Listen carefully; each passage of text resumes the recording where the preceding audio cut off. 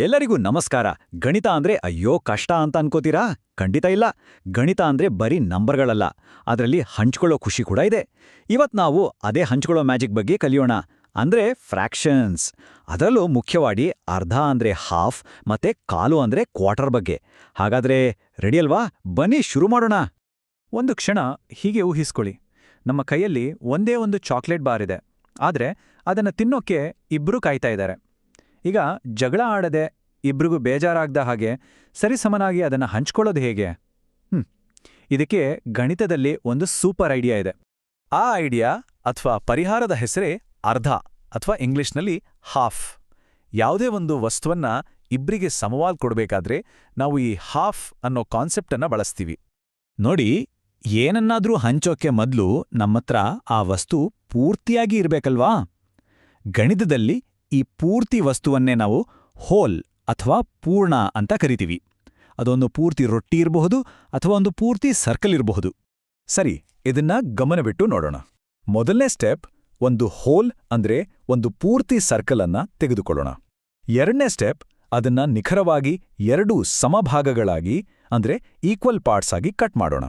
ಇಲ್ಲಿ ಸಮ ಅಥವಾ ಈಕ್ವಲ್ ಅನ್ನೋ ಪದ ಇದೆಲ್ಲ, ಅದು ಬಹಳ ಮುಖ್ಯ. ಯಾಕಂದ್ರೆ ಒಂದು ಪೀಸ್ ದೊಡ್ಡದು, ಇನ್ನೊಂದು ಚಿಕ್ಕದಾದ್ರೆ ಅದು ನ್ಯಾಯವಾಗಿ ಹಂಚಿದ ಹಾಗೆ ಆಗಲ್ಲ, ಹೌದಲ್ಲ?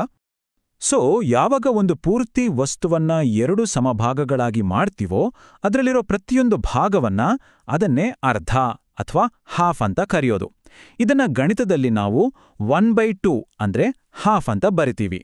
ಇದರರ್ಥ ಎರಡು ಸಮಭಾಗಗಳಲ್ಲಿ ಒಂದು ಭಾಗ ಅಂತ. ಈ ಚಿತ್ರ ನೋಡಿದ್ರೆ ಸಾಕು, ಪೂರ್ಣ ಮತ್ತೆ ಅರ್ಧದ ವ್ಯತ್ಯಾಸ ಕ್ಲೀನ್ ಆಗಿ ಗೊತ್ತಾಗುತ್ತೆ. ನೋಡಿ, ಎಡಗಡೆ ಇರೋದು ಪೂರ್ತಿ ಸರ್ಕಲ್, ಬಲಗಡೆ ಇರೋದು ಅದೇ ಸರ್ಕಲ್ನ ಅರ್ಧ ಭಾಗ. ಸಿಂಪಲ್. ಸರಿ, ಇಬ್ಬರಿದ್ದಾಗ ಓಕೆ. ಈಗ ಗ್ಯಾಂಗ್ ದೊಡ್ಡದಾದ್ರೆ, ಇನ್ನಷ್ಟು ಫ್ರೆಂಡ್ಸ್ ಬಂದು ಸೇರಿದ್ರೆ ಏನ್ ಮಾಡೋದು? ಈಗ ಅದೇ ಒಂದು ಚಾಕ್ಲೇಟು, ಆದ್ರೆ ತಿನ್ನೋರು 4 ಜನ.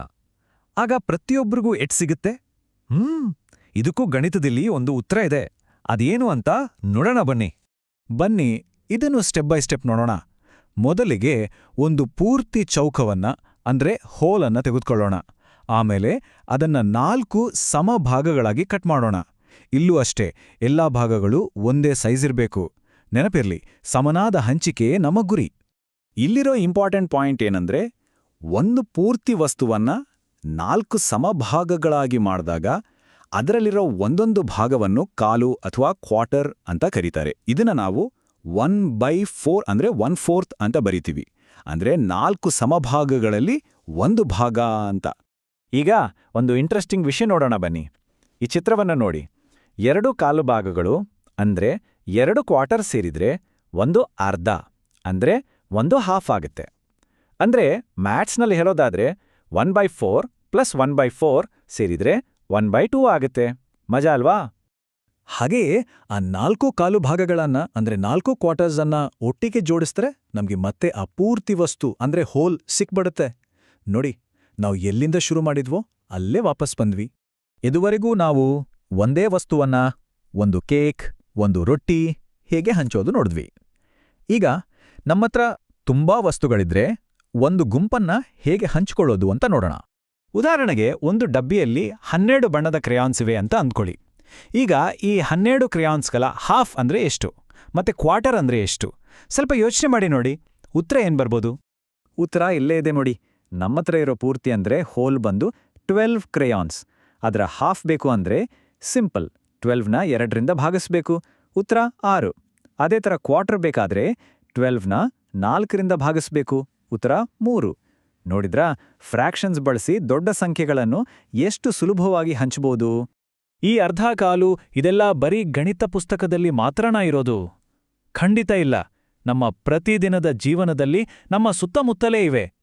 ಹೌದು, ಗಡಿಯಾರದಲ್ಲಿ ½ an hour ಅಂದ್ರೆ ಅರ್ಧ ಗಂಟೆ ಅಂತ ಹೇಳ್ತೀವಿ ಅಲ್ವಾ? ತರಕಾರಿ ಅಂಗಡಿಯಲ್ಲಿ ಕ್ವಾರ್ಟರ್ ಕಿಲೋ ಅಂದ್ರೆ 1/4 kg ಕೊಡಿ ಅಂತ ಕೇಳ್ತೀವಿ. ನೀರು ಕುಡಿಯುವಾಗ ½ ಗ್ಲಾಸ್ ಅಂತೀವಿ. ಸಮಯ ಹೇಳುವಾಗ 3:15 ಅಂದ್ರೆ 3 ಗಂಟೆ 15 ನಿಮಿಷ ಅಂತ ಹೇಳ್ತೀವಿ.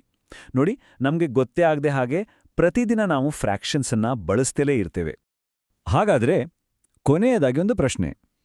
ಮನೆಗಳಲ್ಲಿ ಹಾಫ್ ಪ್ಲೇಟ್ ಊಟ ಅಥವಾ ಕ್ವಾರ್ಟರ್ ಕಪ್ ಕಾಫಿ ಅನ್ನೋ ಮಾತುಗಳನ್ನ ಕೇಳಿರ್ತೀವಿ ಅಲ್ವಾ? ಇದಲ್ಲದೆ ನಮ್ಮ ಸುತ್ತಮುತ್ತ ಇನ್ನೆಲ್ಲೆಲ್ಲಿ ಈ ಫ್ರ್ಯಾಕ್ಷನ್ಸ್ ಅನ್ನ ಗಮನಿಸಬಹುದು. ಇನ್ನು ಮುಂದೆ ಎಲ್ಲಾದರೂ ಅರ್ಧ ಮತ್ತೆ ಕಾಲು ಅಂತ ಕೇಳಿದಾಗ ಓ ಇದು ಫ್ರ್ಯಾಕ್ಷನ್ ಅಲ್ವಾ ಅಂತ ತಕ್ಷಣ ನೆನಪಾಗಬೇಕು. ಯಾಕಂದ್ರೆ ಗಣಿತವನ್ನು ಕಲಿಯೋದಂದ್ರೆ ಇದೇ, ನಮ್ಮ ಸುತ್ತಲಿನ ಜಗತ್ತನ್ನು ಇನ್ನಷ್ಟು ಚೆನ್ನಾಗಿ ಅರ್ಥ ಮಾಡ್ಕೊಳ್ಳುವುದು.